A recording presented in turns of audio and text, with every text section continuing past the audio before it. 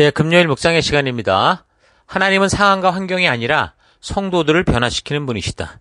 하나님은 상황과 환경이 아니라 성도들을 변화시키는 분이시다. 자, 이런 제목으로 이번 주간 마지막 묵상 나누겠습니다. 자, 어제 우리는 51장에서 56장까지 살피며 묵상했습니다.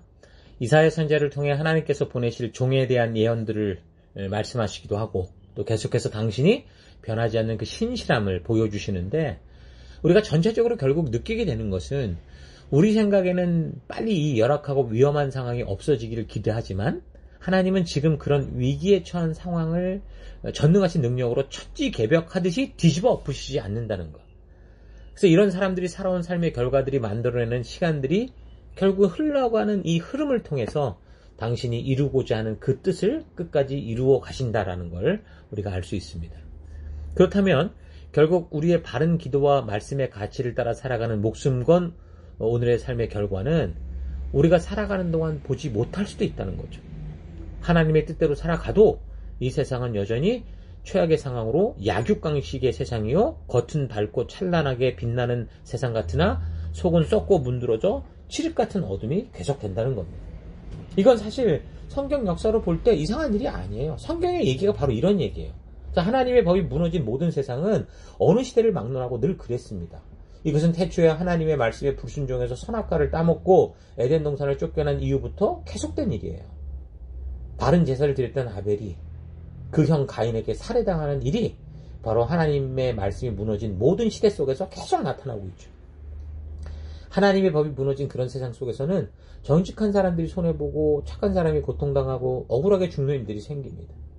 성경의 역사를 볼 때 하나님이 살아계심에도 불구하고 이런 일들이 계속되어졌다는 것을 우리 분명히 볼 수 있어요. 자, 그렇다면 성도는 이 세상을 살아가면서 늘 하나님의 뜻대로 바르게 살려다가 이 세상에서 고통당하고 왕따당하다가 억울하게 죽어가는 게 그게 우리가 이 땅을 살아가는 성도의 모든 삶일까? 그럼 도대체 이건 무슨 의미가 있는 것일까? 생각해 볼 필요가 있겠죠. 우리가 역사를 살펴오며 하나님이 일하시는 것을 볼 때 분명한 건 이런 요중형 같은 세상을 하나님의 전능한 능력으로 분명히 당장 뒤집어 엎지 않는다는 거죠. 인간들이 결정하고 선택하자 생긴 일들에 대해 벌어지는 그 상황 환경 속에서 그 시간들 속에서 하나님은 그냥 일하시는 거예요. 저 같아도 자녀가 잘못하면 막 성질도 내고 당장 막 큰 소리를 쳐서라도 막 바꿔버리고 그러는데 하나님은 그렇게 일하시지 않아요. 그렇다면 성도들은 자기 인격을 가지고 자기의 의지대로 살아가는 사람들이 수억 명이 자기 마음대로 살아가고 있는 이런 세상 속에서 상황과 환경이 어떠하든지 하나님의 약속을 믿는 믿음으로 그 길을 걷는 삶을 살아가야 된다는 것 분명한 거죠. 그렇지 않다면 그 시대의 상황과 환경에 타협하며 그냥 적당한 종교인으로 살아가다가 그렇게 하나님의 심판대로 가는 거예요. 그래서 어느 시대를 살아가는 성도든 그 시대 속에서 어떤 상황과 환경이 저들에게 다가와도 성도는 하나님과 맺은 언약을 믿고 그 말씀의 가치를 따라 살아갈 건지 아니면 그저 적당히 세상과 타협하고 익숙한 종교적인 일을 행해가며 살아갈 것인지를 결단하고 그 부르심의 길을 믿음으로 걸어가야 되는 겁니다. 하나님이 우리에게 자유의지를 주셨어요. 그 선택의 권한을 우리에게 주셨다고요. 그래서 이건 하나님의 외면이 아니고요. 하나님의 결단인 거예요. 성도는 그런 하나님의 결단으로 초대된 거고 그래서 우리는 이 믿음의 길을 기쁨으로 걷는 거죠. 그리고 무엇보다 이런 삶이 결코 무의미한 삶이 아니라 비록 이렇게 고통당하고 고난당하는 것 같으나 무의미한 삶이 아니라 하나님께서 우리와 함께 걸어가신 영광스러운 삶이라고 하나님이 분명하게 말씀을 하십니다. 그래서 그런 삶에 대한 하나님의 분명한 마음이 57장에 나와요. 현대 성경으로 읽어보면 더 자세히 아는데 57장 1절 여호와께서 말씀하신다. 아직도 의롭게 살며 변함없이 나에게 충성하는 소수의 남은 자들이 고난을 당하다가 죽어가지만 그들을 불쌍히 여기며 기억하는 이들이 하나도 없다. 그러나 사실은 이 세상의 악한 세력 밑에서 더 이상 고난을 당하지 않도록 내가 그들을 데려온 거다. 그들은 이제 나의 평안을 누리며 영원히 편안하게 쉴 것이다. 나에게 충성하며 올곧게 산 대가로 영원히 편안하게 쉴 것이다. 그러니까 결코 하나님의 뜻대로 이 길을 걷는 것은 헛되지 않다는 거예요. 소중하다는 거예요. 영원하다는 거예요. 영생을 준다는 거죠. 우리가 이렇게 살 때 세상이 알아주지 않아도 주변 사람들이 알아주지 않아도 이 길을 걷는 것은 참으로 복되고 하나님과 걷는 영광스러운 길이다라는 이 사실. 하나님의 이 분명한 약속을 통해 여러분 확인하시고 믿으시고 그래서 오늘 이 시대에 우리가 그런 참된 믿음의 길을 걷는 우리가 되길 바라요. 57장의 배경은 우상숭배에 빠졌던 아하스 왕 시절이나 히스기야 이후 악했던 므낫세 시절의 모습으로 짐작이 되는데요. 아하스나 므낫세는 하나님을 우습게 여겼던 왕이었죠. 그런 저들의 통치 속에서 하나님의 법이 다 무너져 버렸기 때문에 그런 세대 속에서도 그래도 하나님의 말씀대로 살고자 하는 남은 의인들이 있었을 건데 그들은 고난당하고 억울하게 죽어갔을 수도 있어요. 그래서 그런 걸 보면서 도대체 믿음으로 살아가는 게 뭐냐 고민하는 그런 현실 속에서 하나님께서 그 이유에 대해 정확히 말씀해 주신 거예요. 그래서 억울한 죽음이 아니야. 하나님께서 하나님과의 약속을 지키며 살아온 백성들에게 참된 평안과 안식을 주시는, 그러니까 충성하며 올곧게 믿음으로 산 대가를 주는 하나님의 선물이야 라고 말씀하시죠. 이 세상에 욕심을 든 사람들은 이런 말이 듣기 싫을지 모르지만 진정으로 자신이 하나님의 천국 백성 된 존재의 가치를 분명하게 아는 성도라면 비록 이 세상이 지금 불공평해 보여도 내가 어떤 삶을 살아가야 될지 그 길이 너무도 분명하게 보일 거예요. 그 사망의 음침한 골짜기 속에서 나는 어떤 길을 걸을지. 그래서 그 어려움 속에서 영생의 길로 나아갈 이 험난한 길이 있다라는 것이 감사하고 내가 목숨을 걸어도 아깝지 않은 그런 길이 있다라는 것에 감격스러운 기쁨을 누리게 될 겁니다. 그러므로 불공평해 보이는 세상이라고 해서 성도의 사명을 망각하고 세상보다 더 악랄하고 비열하게 살아가려고 하지 마십시오. 오히려 다니엘처럼 다윗처럼 모세처럼 하나님의 뜻대로 살려고 하려다 보니 사자굴에 던져주고 골리앗 앞에 던져주고 바른 일 하다가 생명의 위협을 당하게 되는 그런 길밖에 없다고 하더라도 여러분 그 길을 기꺼이 걷는 여러분과 제가 되어야 됩니다. 젊어서부터 타협하고 비굴하게 사는 습관 배우지 마시고 하나님의 말씀대로 정의롭게 사는 태도, 그 말씀의 가치를 따라 순종하는 태도를 기르고 훈련해 나가는 여러분 되기를 축원해요. 57장은 이런 전제를 통해서 하나님께서 소수의 남은 자들을 어떻게 책임지시는지를 또 확인시켜 주시면서 그래서 어지러운 환난의 때에 끝까지 믿음을 붙들고 사는 의로운 자들은 영생의 축복을 받지만 세상과 타협하며 익숙한 욕심대로 살아간 자들은 결국 저들이 고집하는 그 죽음의 길, 지옥의 길을 벗어날 수 없다라는 걸 분명하게 말씀해 주고 있습니다. 여러분, 이 사실이 이 믿음이 있어야 돼요. 우리가 죽은 다음에 이것도 저것도 아니면 누가 이 세상에서 이렇게 어둥버둥 살겠습니까? 아니에요. 우리는 반드시 죽음 뒤에는 심판이 있다라는 거 잊지 마시고 그 길을 걷는 우리가 되길 바랍니다. 자, 그리고 이제 58장에서는요. 금식이라는 어떤 주제를 가지고 삶의 변화가 없는 이중적인 삶을 지적합니다. 북왕국과 달리 남왕국 같은 경우는 그래도 예루살렘 성전이 그들의 중심이었기 때문에 북왕국이 행했던 금송아지 우상을 섬기는 그런 것과는 달리 오히려 말 그대로 율법이 주는 법칙 안에서 성전의 모습과 제사나 성도들의 의무를 그대로 가지고 있었을 거예요. 그러니까 예루살렘에서 정상적인 제사가 드려지는 것 같았고, 그러니까 백성들도 그 율법의 그 명을 따라 금식도 하면서 율법에 맞는 그런 종교 생활을 해오고 있었을 겁니다. 아마 그런 풍토는 히스기야 왕의 종교개혁을 통해 아마 더 가속화됐을 건데, 그런데 그 시내산 언약의 말씀대로 살아가는 삶 안에 정말 하나님께서 그 백성들을 위해 이것을 주셨던 그 하나님의 그 마음으로 그 의도를 따라 법도를 지키고 하나님 주신 이 거룩한 사명에 감격하여 하나님 나라 백성답게 살기 위해서 이거를 지켜갔느냐라면 우리가 이미 히스기야 왕의 그 역할을 통해 살폈던 것처럼 그런 게 아니었다는 거예요. 그런 진실한 마음이 없었다라는 거죠. 진실한 성도의 삶에 대한 개념이 없었어요. 그러니 단지 종교적인 예배가 되고 금식도 행위도 모든 게 다 종교적이 돼버렸던 거죠. 그럼 결국 종교적이라는 건 뭐라고 그랬어요? 하나님이 나를 만드는 게 아니라 내가 하나님을 만드는 게 종교잖아요. 그래서 하나님의 우상처럼 내가 원하는 대로 움직이기 위한 그런 종교 형식만 그럴듯했던, 겉은 대단한 교회 건물이 있고 엄청난 예배와 성가대와 찬양팀과 이렇게 다는데 사실 그 안에는 이사야 1장에서 하나님이 선포하듯 그런 결과를 가지고 살아가는 그런 모습이 있다는 거죠. 이런 태도는 교회 생활을 오래 하다 보면 누구라고 말할 것도 없이 자꾸 매주일 반복되는 삶 때문에 익숙해질 수 있거든요. 그럴 때 생기는 그런 함정일 수 있어요. 요즘도 교회 생활하면서 주일에만 그리스도인이고 월화수목금토 나머지 날에는 완전히 세상으로 살아가는 일들이 지금 교회의 가장 큰 문제 아닙니까? 월화수목금토일 살아가는 그 세상이 사실은 우리의 사명의 터인데 그런 개념이 없는 게 문제죠. 그것도 이제 신앙생활을 막 시작하는 사람들보다 이런 일들은 보통 이미 교회 생활에 너무도 익숙해져 버린 사람들에게 나타나는 그런 현상이죠. 이들은 교회에서 어떻게 보면 큰 역할을, 장로, 집사, 큰 역할을 리더하면서도 빛과 어둠의 세계를 너무도 자연스럽게 오가며 마치 지킬 박사와 하이드처럼 살아가는 것. 이게 아무렇지도 않은 그런 현실이 됐어요.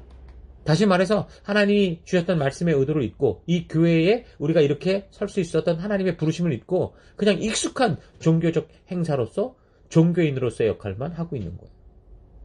이런 모습에 진짜냐 가짜를 구별하는 건 쉽지 않습니다. 겉에 보이는 모습으로는 늘 변함없고 하던 일을 꾸준히 행하고 있어요. 늘 교회 안에 있고 그렇게 살고 있기 때문에 오직 자기 양심만 아는 거예요. 그것도 정말 말씀으로 바르게 깨어있을 때만 보이죠. 그렇지 않으면 자기도 모르게 이렇게 익숙한 종교인의 모습으로 살아가는데 아무런 문제가 없고 세상에서는 세상의 가치를 따라 교회에서는 교회의 익숙한 습관을 따라 그렇게 살아가는 거예요. 그래서 금식을 비롯한 기도와 봉사와 예배 같은 그러니까 정말 하나님을 바르게 알고 하나님의 진심을 되새기게 하는 이런 모임의 중요한 의미를 다 잊어버린 채 그냥 종교적인 행위로서 왔다 갔다 하는 그런 일에 그치는 경우가 많죠. 여러분 금식이 뭡니까? 단지 내가 간절히 원하는 것을 엄마 이거 안 사주니까 나 안 먹어 밥 안 먹어 이래가면서 얻어내려는 그런 게 금식이 아니죠. 그 하나님이 이사야 선지를 통해 뭐라고 58장 6절 내가 기뻐하는 금식은 흉악의 결박을 풀어주며 멍에의 줄을 끌어주며 압제당하는 자를 자유하게 하며 모든 멍에를 꺾는 거 아니겠냐. 또 줄인 자에게 너의 양식을 나눠주며 유리하는 빈민을 집에 들이며 헐벗은 자를 보면 입히며 또 너의 골육을 피하여 스스로 숨지 아니하는 것이 아니겠냐. 그러니까 진정한 금식은 뭐라는 거예요? 하나님의 진심을 알아 내 욕심대로 하지 않고 하나님의 말씀을 따라 살아내는 것을 말하는 거예요. 하나님께서는 우리가 하나님의 말씀대로 살아간다면 그 백성들에게 허락하신 형통한 삶을 반드시 주시는 분이십니다. 그런데 결국 하나님의 구원의 맛을 거듭남을 우리가 체험하지 못하니까 결국은 하나죠. 왜 구원의 맛을 못 보고 거듭남을 체험하지 못하냐? 결국 59장을 볼 때 그게 불순종이고 죄악 때문이라는 거예요. 우리 삶에 정의와 공평이 없고 그러니까 말씀이 없으니까 하나님을 배반하고 거짓되이 살아가는 수 끝까지 고집부리며 살아가면 감으로 말미암아 하나님께서 공의로 심판할 수밖에 없는 하나님의 심판대 앞에 저절로 끌려가는 거죠. 하나님이 끌고 가는 게 아니에요. 밀려가는 거지 자기 스스로. 그래서 하나님의 심판의 날은 죄를 끝까지 고집했던 그런 사람들에게는 아마 절망의 날이 될 거예요. 두려움의 날이 되고. 하지만 믿음 따라 말씀 따라 산 백성들에게는 비록 이 현실이 힘들었고 어려웠는지 몰라도 분명히 그날이 바로 해방의 날이요. 자유와 축복의 날이죠. 그래서 이 말세가 온다는 건 진정한 성도들에게 진정한 기쁨이 되는 거예요. 마라나타, 주 예수여 어서 오시옵소서 이런 고백이 나오는 그런 삶이 되겠죠. 우리가 그런 믿음의 삶을 살 때 이 세상에서 비참하고 고난 길을 걸을지 모르지만 그런 삶이 바로 좁은 길, 좁은 문을 통해 영생의 길을 가는 참된 성도로서의 영광스러운 길이라는 거 잊지 마십시오. 그래서 하나님께서 그렇게 살아가는 소수의 남은 자들에게 말씀하세요. 60장 1절 일어나라 빛을 발하라 이는 너의 빛이 이르렀고 여호와의 영광이 너의 위에 임하였음이니라. 보라 어둠이 땅을 덮을 것이며 캄캄함이 만민을 가리려니와 오직 여호와께서 너의 위에 임하실 것이며 그의 영광이 너의 위에 나타나리니 나라들은 너의 빛으로 왕들은 비치는 너의 광명으로 나오리라. 그러니까 우리가 길이 되고 우리가 나아가는 길을 비추는 그런 존재인 걸 그대로 말하잖아요. 우리가 살아가는 것이 비록 어두운 세상이지만 하나님의 이 약속 말씀 소망 잊지 말고 그래서 빛과 소금으로 하나님 우리를 보내신 왕 같은 제사장으로서 바르게 살아내는 여러분 되기를 축원합니다. 세상의 환경과 상황을 원망하지 말고 어둠 탓하지 말고 어둡고 소망이 없어서 더 환한 복음의 빛을 들고 그 어둠 속을 밝히는 빛된 주의 백성들 되기를 축원합니다. 자, 그리고 61장, 62장은요. 끝까지 믿음을 버리지 않고 믿음을 지킨 소수의 남은 자들에게 약속하시는 그 영광을 보여줍니다. 특히 61장은 예수님께서 나사렛 회당에서 처음으로 설교하셨던 본문이었거든요. 예수님이 이 이사야 61장의 본문을 읽으시고 난 다음에 이 본문의 말씀이 오늘날 이루어졌다. 그렇게 말씀하셨어요. 누가복음 4장 16절. 예수께서는 자기가 자라나신 나사렛에 가셔서 늘 하시던 대로 안식일에 회당에 들어가셨다. 성경을 읽으려고 일어서서 예언자 이사야의 두루마리를 건네받아 그것을 펴시어 이런 말씀이 있는 데를 찾으셨다. 그리고 이제 이사야서 61장의 말씀을 쭉 이제 읽고요. 거기 이제 누가복음에 나오는 거니까. 그리고 21절 예수께서 그들에게 말씀하셨다. 이 성경 말씀은 너희가 듣는 가운데서 오늘 이루어졌다. 그러니까 메시아의 탄생에 대한 예언과 그 성취가 역사 속에서 너무도 분명하게 이루어진 그 사실을 하나님의 아들이 직접 선포하셨던 거죠. 그래서 62장은 끝까지 그렇게 믿음으로 살아가는 그런 사람들, 여기선 예루살렘이라고 표현을 했는데 믿음 따라 살아내며 끝까지 남은 자들은 하나님이 끝까지 파수꾼의 삶, 사명이 잊지 마라 라는 얘기를 하세요. 62장 6절 예루살렘아 내가 너의 성벽 위에 파수꾼을 세웠다. 그들은 밤이나 낮이나 늘 잠잠하지 않을 것이다. 주께서 하신 약속을 늘 상기시켜 드려야 할 너희는 가만히 있어서는 안 된다. 늘 상기시켜 드려야 된다. 그러니까 파수꾼들, 거룩한 제사장 나라, 하나님의 소유된 백성들이 해야 될 일이 뭐라고 지금 합니까? 하나님께서 이루시는 그의 뜻이 온전히 이루어질 때까지 그 일의 주도자 되신 하나님과 함께 동행하는 자. 여기는 하나님을 쉬시지 못하게 하는 자로 표현을 하는데 결국 변치 않는 하나님이 이루시고자 하는 그 뜻을 우리 하나님 제사장 나라가 돼서 그와 함께 끝까지 감당하는 자가 되라고 우리를 부르시는 그 부름인 거죠. 자, 그리고 63장에서는 에돔의 심판에 대한 얘기가 나오는데요. 이미 이제 21장이나 34장에서 두 번이나 에돔의 멸망에 대한 예언이 있었었는데, 그리고 에돔의 멸망의 이유와 내용은 앞으로 살핀 이제 오바댜서를 통해서 한 번 더 보게 될 건데, 여기서 에돔을 언급하는 거는요, 63장을 통해서 하나님의 뜻을 거스리는 대적들을 심판하시는 하나님의 뜻. 그래서 결국 끝까지 믿음으로 살아가는 백성들을 향한 하나님의 분명한 구원의 의지를 대조적으로 보여주시기 위해서 말씀하는 걸 알 수 있습니다. 40장 이후 전체적인 흐름으로 볼 때 63장의 주제 또한 결국 하나님께서 어긋난 길을 고집하는 이들을 심판할 것이고 끝까지 주와의 약속을 따라 걸어가는 백성들을 향한 하나님의 계획을 통해 위로와 격려를 해주시는 말씀인 겁니다. 자, 그리고 계속해서 63장 7절부터 64장은요. 이스라엘 백성을 포로에서 해방시켜 달라고 이사야 선지자가 하나님께 드린 중보의 기도입니다.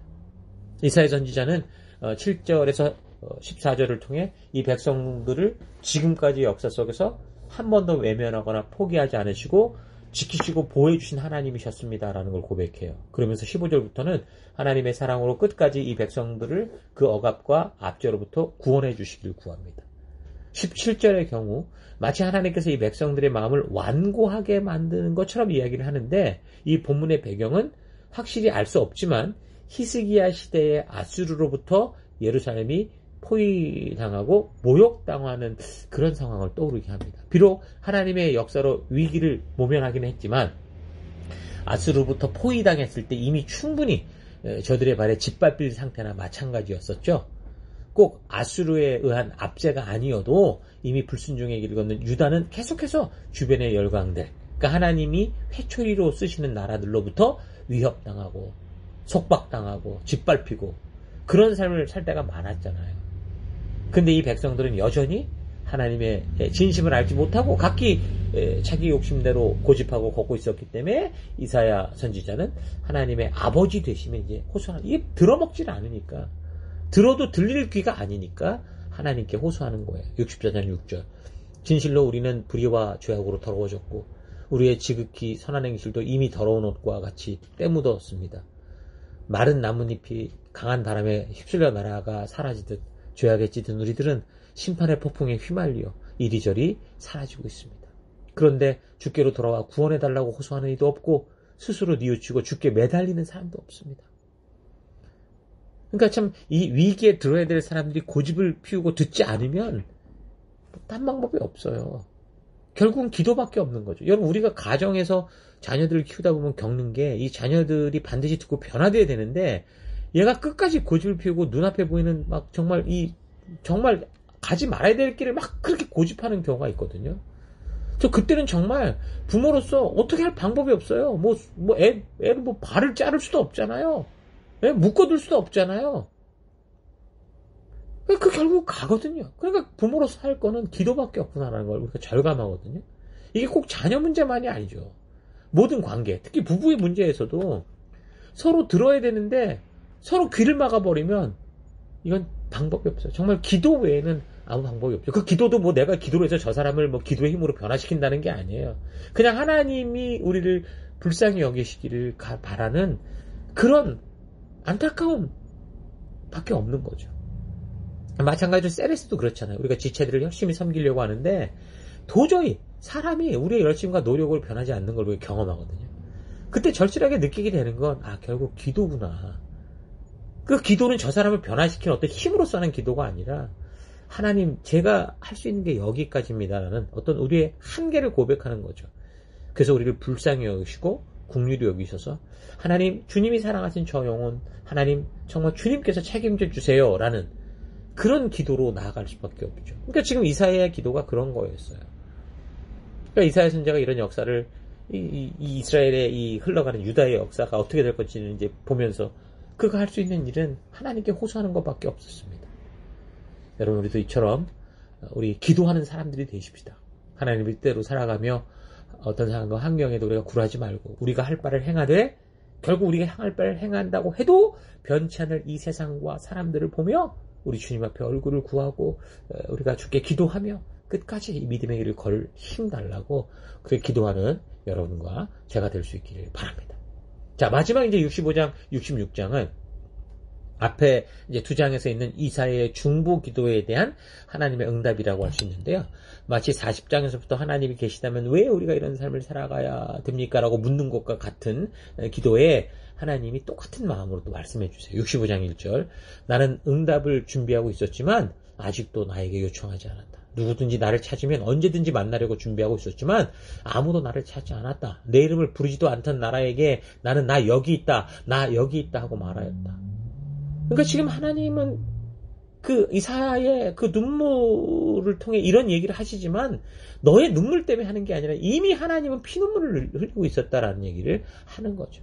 근데 이 백성들은 계속해서 세상의 우상을 찾아 욕심을 따라 하나님의 마음을 긁고 분노케 하는 그런 삶을 살았다는 거예요. 그래서 하나님은 그 불순종한 예루살렘이 세상 열강에 짓밟히고 유린당하는 그 길로 갈 때 어쩔 수 없으셨다는 거예요.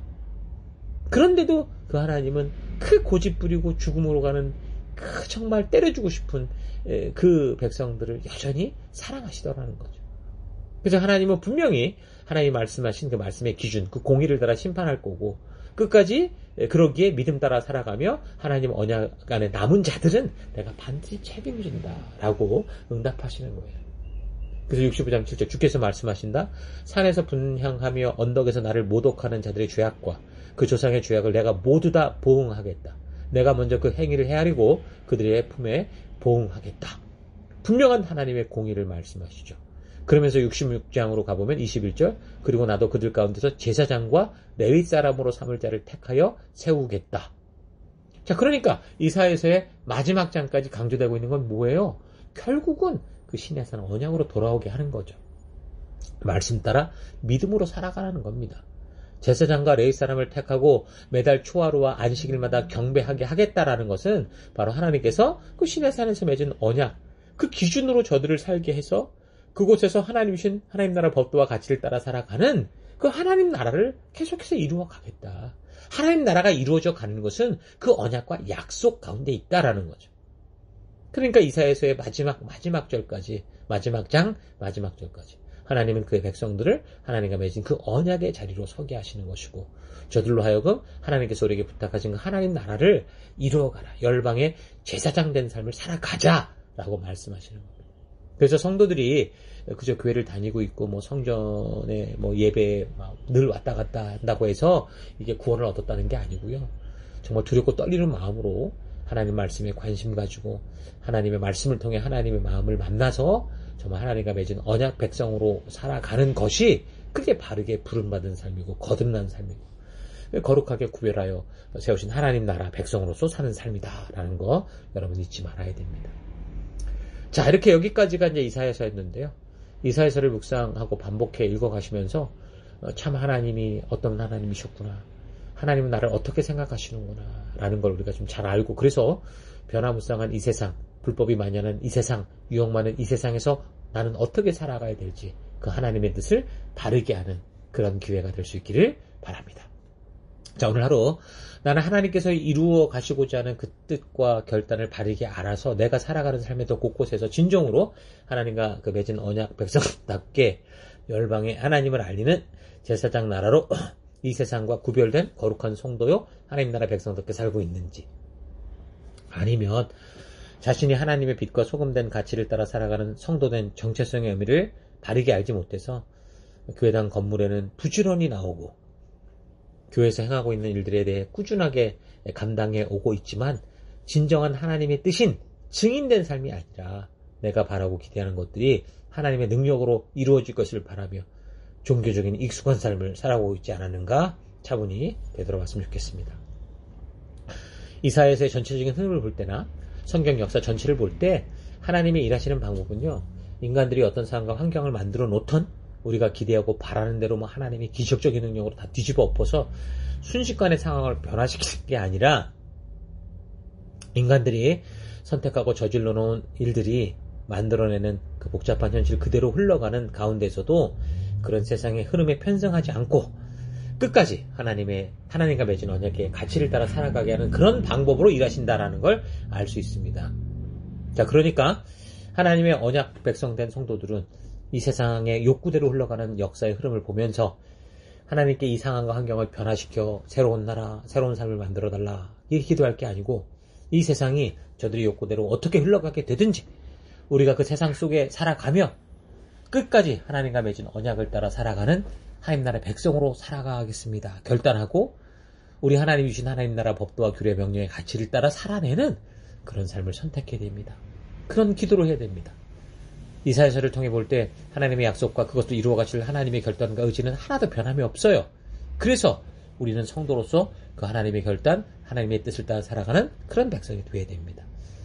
여러분들의 삶의 현장이 사망의 음침한 골짜기와 같을 때 물론 그 땅이 변화되고 거룩하게 될 것을 위해 기도하고 중보할 수 있지만, 무엇보다 우리가 그 사망 속에 생명을 전하기 위해 존재하는 빛과 소금 되었다는 걸 잊지 마시고, 환경의 변화가 아니라 나의 믿음의 확실한 결단을 가지고 그 어두운 죽음의 세상 속에서 생명의 길을 알리고 밝히는 언약 백성다운 삶을 살아가는 여러분 되시기를 주 이름으로 축원합니다. 오늘 하루도 힘내십시오. 잠시 기도하겠습니다.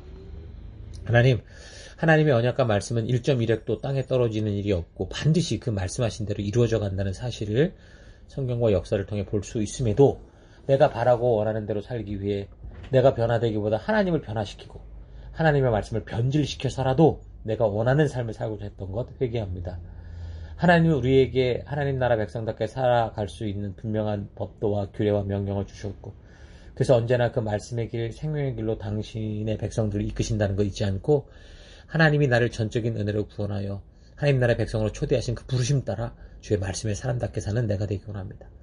세상은 언제나 어두웠고 지금도 밝고 찬란한 듯하나 이제 곧 어둠 속에 꺼져갈 그 죽음의 길로 여전히 달려가고 있다라는 사실을 잊지 않고 깨어있는 영혼이 되어서 참으로 빛된 주의 말씀의 길을 따라 끝까지 걷는 내가 되기를 원합니다. 하나님은 상황과 환경을 변화시키는 분이 아니라 바로 사람을 변화시킨다라는 거 잊지 않고, 하나님, 내가 정말 그 하나님의 부르심 앞에 변화된 자로서 부르신 믿음의 길을 걷는 오늘 하루 내 인생 되기를 간절히 바라옵고 예수님 이름으로 기도했습니다.